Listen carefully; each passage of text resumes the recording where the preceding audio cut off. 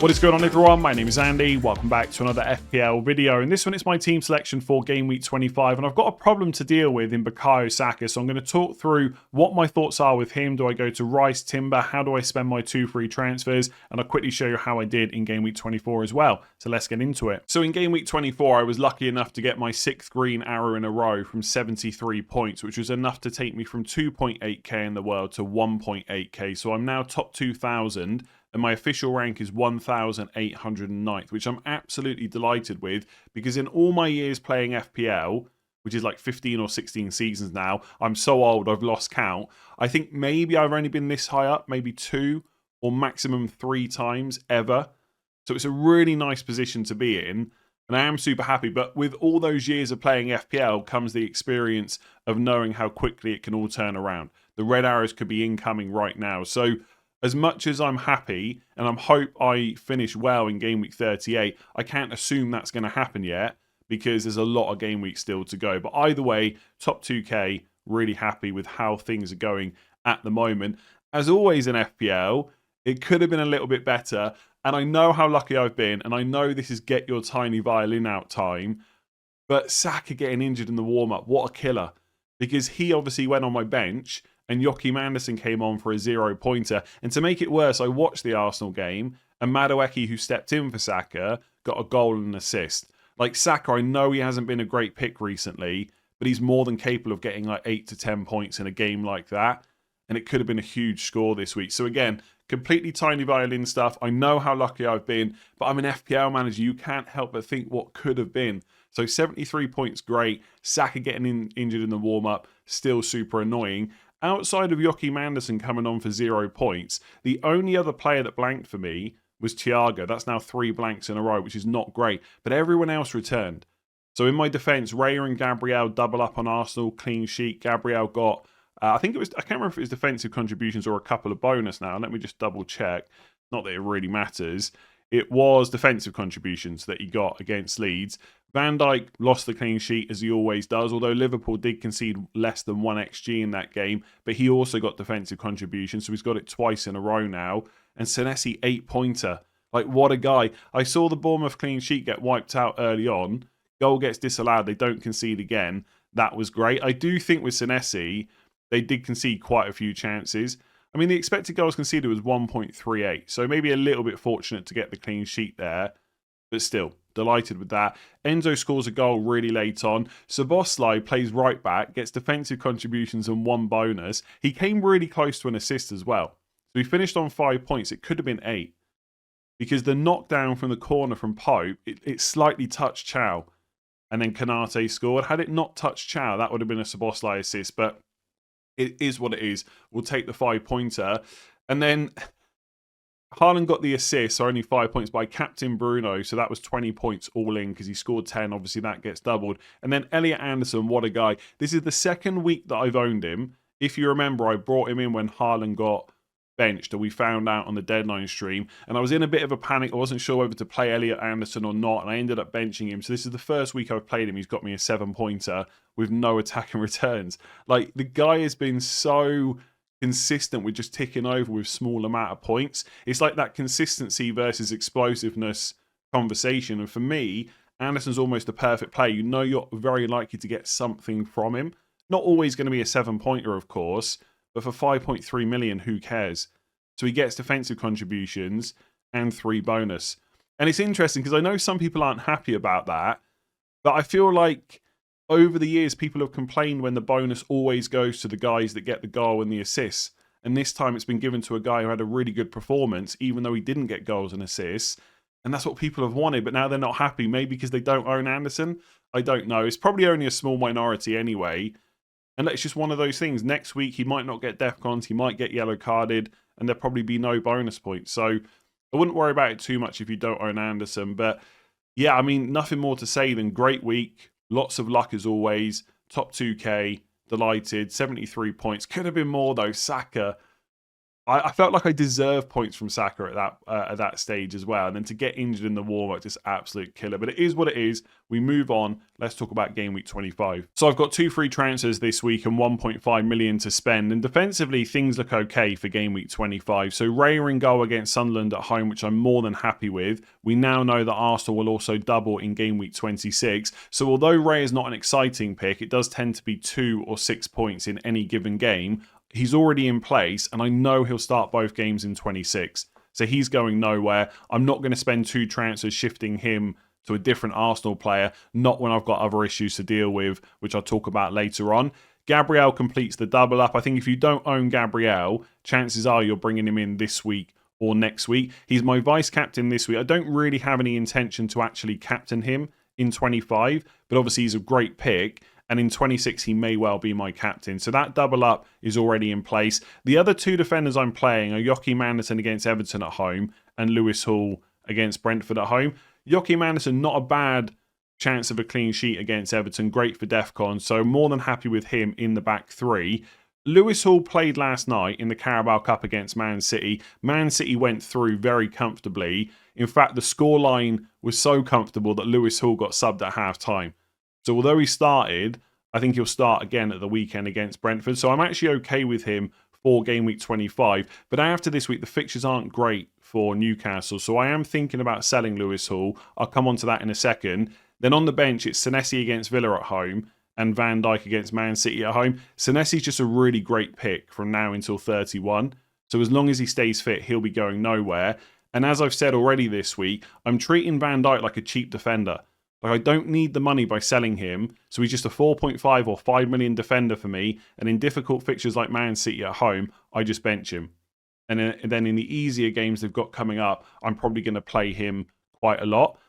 Now, I am probably going to sell a defender this week, and it's almost certainly going to be Lewis Hall. Now, on paper, it doesn't make sense. He's got Brentford at home, Van Dijk's got Man City at home, but I think longer term, from now until 31, Liverpool's fixtures are better.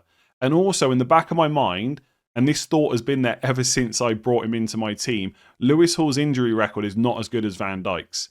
So I just feel like, although it's not great to sell him this week, Van Dijk is going to be a safer pick for 26 onwards. The player that I'm likely to buy is Jurrien Timber to go triple Arsenal defence. I think Timber is definitely due some attack and return soon. Triple defence is a bigger differential than going for Rice. That's not the only reason I'm thinking about doing it, by the way. You know me. If I think that Rice is absolutely the better pick, I would just go for it, even if everyone else in the game owned him. But I think because it's close between Timber and Rice, I am tempted to take the differential on.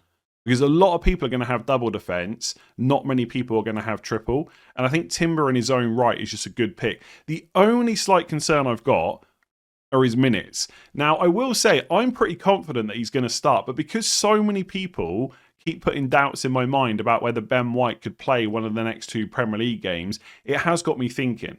Now, Arsenal just played on Tuesday, and they play again on Saturday. So that is a 4-day turnaround. Now, it's worth noting, when they had a quick turnaround in Game Week 14, when they played Brentford at home, Timber did get benched. So I'm not dismissing people's views on this. There is a chance that Timber gets benched. But I just think Tuesday, Saturday turnaround, surely you play Timber.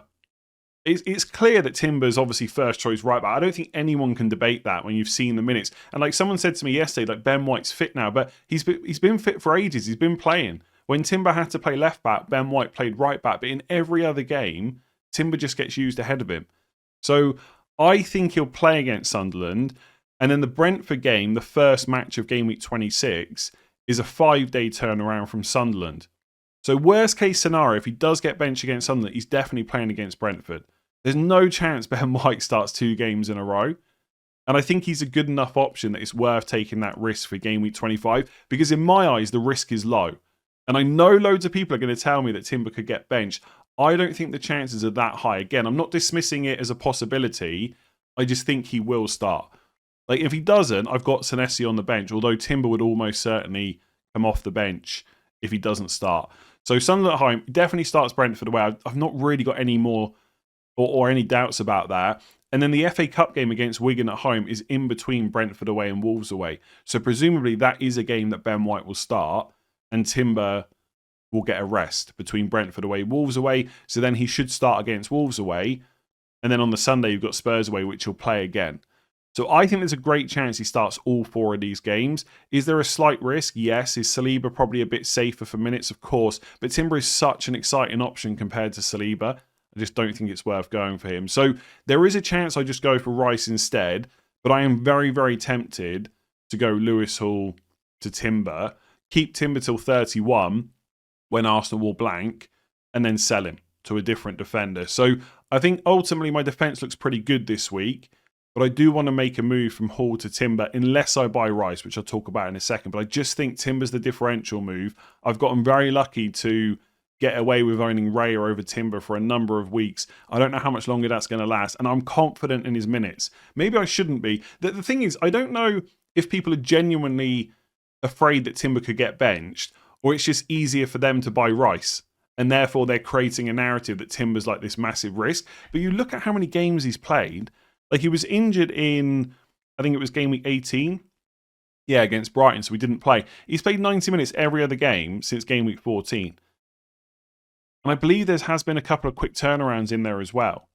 So I just think he starts this week. And triple defence against Sunderland at home, I think that looks quite nice. Obviously, it's a killer when the clean sheet gets wiped out. And people will say, look, it's a risk. But most people are happy with 2 because of how good Arsenal defence is. So what's one more? I've only done triple defence once ever in my whole FPL career. That was last season, and it was for Arsenal, and it went really well. I'm hoping it'll go well again. Does he get benched? Maybe. Am I going to take the risk? Probably. I'm like 70 to 80% sure I'm going to go the triple defence route and dodge Rice. But let's talk about it. So I haven't made any early transfers so far this week. So as it stands, Saka is still in my team, but he does need to be sold. So I'll come back on to who I'm going to bring in for him in just a second. Bruno Fernandes, nice and straightforward. Good fixture this week against Spurs at home. He's going absolutely nowhere, and he's currently got the captain's armband. Last week, there was a bit of indecision. Do I go Haaland? Do I go Bruno? That doesn't apply this week. Haaland's got Liverpool away. I definitely want to take that ownership on. As long as he's fit and available, Fernandes will be my captain by the time we get to the Gameweek 25 deadline, which, by the way, this week is on Friday at 6:30 PM UK time, so don't miss that. Bruno's just been so consistent. Now playing number 10 as well, 100% locked in captain. Enzo Fernandez has Wolves away, followed by Leeds at home, followed by Burnley at home. So he's going to stay for those 3 fixtures. I might well sell him in game week 28. I'm not sure who for yet, but I don't need to make that decision right now. And Rossignol also made a comment recently that Enzo's recovery is really good. So although they play Wolves away on Saturday, then Leeds at home on Tuesday, I do expect him to start both of those games. And even if he doesn't, he's already in my team. So there's no point worrying about it because I'm not going to sell him before those good fixtures. And obviously, if any of those games Palmer doesn't play, Enzo will be on penalties as well. So pretty nice pick. I hold him till game week 28. Then I've got a decision to make. Elliot Anderson Leeds away. Leeds will be without Stack, so that will help Nottingham Forest. And honestly, my expectations for Anderson are just pretty low. If he can get me 4 or 5 points from defensive contributions, maybe a clean sheet point along the way, that'll do for 5.3 million. That's kind of all I need. And he's just a really useful player to have in your squad that you know you can play in any given fixture. Because even if the fixture is difficult, that means his defensive contributions go up. Or the chances do at least. I mean, I guess the yellow card potential goes up as well. But either way, it's just nice to have. I'm not going to play him every single week. There are some game weeks coming up where I might play 4-4-2. But this week, Anderson just gets started. I think that's nice and straightforward. Szoboszlai, I'm really not sure about. I know 100% if I didn't own him, I would not be buying him. But as always, the decision is a little bit different because he's already in my team. And the fixtures coming up for Liverpool are quite good. The problem is I've got a midfielder that's having to play right back quite a lot. Gomez can't stay fit. Frimpong's injured. Bradley's out for a long time. They didn't buy anyone in January. He is going to play right back. Now, he still gets forward, still takes a lot of the set pieces, and it does improve his defensive contribution. So all is not lost, as we saw last week. He got a 5-pointer. But obviously, I'd rather he played in midfield. So I'm in 2 minds about him. Basically, we've got a blank coming up in game week 31. And if I wildcard in 32, ideally I would save a couple of transfers for later on in the season. So I don't want to waste any transfers right now. And after City at home, Szoboszlai has Sunderland away, Forest away, West Ham at home, Wolves away, Spurs at home, Brighton away. up until the blank. So it's not too bad, especially game weeks 28 to 30. And I know he's going to play 90 minutes every game. And obviously for some of those fixtures, Gomez will be fit and Frimpong will get back to fitness as well. So he's not going to play right back every single game. So I still think he's an okay pick because any player that plays 90 every week with different routes to points is not ever going to be terrible. But also there's better midfielders out there. So what I do with Szoboszlai depends on what I do with Saka. So let's say I go from Saka to a non-Arsenal midfielder, which by the way will almost certainly be in Burmo, and I go for Timber for Lewis Hall. That's my 2 free transfers gone. Szoboszlai stays. Now, I will have a bit of money. I could maybe change him later on. Just because I keep him this week doesn't mean I have to keep him forever. But I'm pretty sure if I don't sell Szoboszlai this week, because of the fixtures coming up, I just won't bother. And I'll probably keep him up until the blank. So if I go Saka to Mbeumo and Lewis Hall to Timber, which right now is my favoured move, Szoboszlai will stay. If I go from Saka to Rice, which is still on the table for me, then I might go Szoboszlai to Mbeumo. Now, I'll be honest, on paper this week, that is the better move. You get Rice for Sunderland at home. You have Mbeumo for Spurs at home instead of Szoboszlai against Man City at home playing right back. And Lewis Hall against Brentford at home is fine. So this week it is better. But I don't know about future weeks. I quite like having Timber. And I think Szoboszlai is still okay. And I do wonder if later on that might save me a transfer. Because if I don't sell Lewis Hall this week, I will be tempted just to do it next week. So as it stands, my plan is to do Saka to Mbeumo, Lewis Hall to Timber. But it might be Saka to Rice, Szoboszlai to Mbeumo instead. It's such a close call. I'm not sure which way to go. Like I said, I think the Rice move is better this week, but I'm not so sure next week. The thing with Rice is you know he'll definitely start both games. Like as much as I'm confident that Timber will start 25 and both games in 26, there is always that small doubt because of Ben White. There's no doubts about Rice. He just plays them all. And obviously his ownership is super high as well. But I kind of want to go against that. Like I've seen some people say because of your rank, you should go for the safe. But I kind of don't want to play like that. And like it's only a small risk going for Timber over Rice anyway. It's not like I'm taking some massive leap of faith for a player that no one else is buying. I'm unsure. Do you know what's also playing on my mind? I've got to show you this. So this is the team in the My Team tour on Fantasy Football Hub. As always, links in the description below. There's also currently a 7-day free trial if you want to check it out. Yeah, link in the description below. If I go the Rice route, okay. For this one, I haven't actually put Mbeumo in. Let's just say I put Mbeumo in, right? So I go Rice and Mbeumo. In game week 26, I've then got a choice of Lewis Hall against Spurs away or Thiago against Arsenal at home. Now I don't really want to play Thiago. I know Thiago could do well at home to Arsenal, but I think because I would have minimum 2 defenders in the double, I'd probably want to bench Thiago in game week 26. But if I don't sell Lewis Hall to Timber, that means I've got to play Lewis Hall against Spurs away, or I sell Lewis Hall in game week 26 and buy Munoz, who has Burnley at home. Now that looks really good on paper, okay? So I could go the route of Rice and Mbeumo, then I go for Munoz in game week 26. So part of my Rice versus Timber thoughts is, do I get Munoz?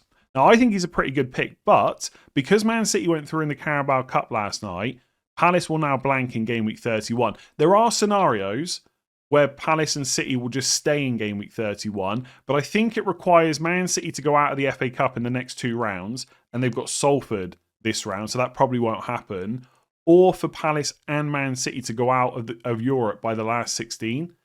In those scenarios, I think that game can stay in 31, but I'm just going to assume it's going to be a blank. So if I bring Munoz in, looks great for 26, but in 31, it's another transfer out, which the other routes don't necessarily have. But also, how much should I be worried about benching Thiago? Maybe I just bench Lewis Hall and don't buy Munoz. Whereas in the other route, which I've put together here, this is game week 26 if I go for Timber and Mbeumo for Lewis Hall and Saka. So I play Szoboszlai against Sunderland away, and then I bench Thiago. I know here Thiago's projected more points, but I just rate Arsenal defence so highly, I think I would want to bench him. But then, this is what's going through my head. Then I feel like I'm focusing too much on trying to bench Thiago. Like, just play him. It's not the end of the world. That's why I'm so stuck on the Rice versus Timber move, because it's such a close call. I know some people would just think it's got to be Rice. Why are you going triple defence? I think it's a much closer call than that. And that's why I'm not sure about it. My preference is to go the triple defence as it stands. By the way, I know I spoke on Monday about doing Saka to Palmer and Lewis Hall to Timber, but I can't afford that now because Saka went down in price last night. I know it feels like one of those moves that people talk about they were never going to do. I was so tempted to do it last night. I can't even explain. Like sometimes I think about moves and I know I'm never really going to do them.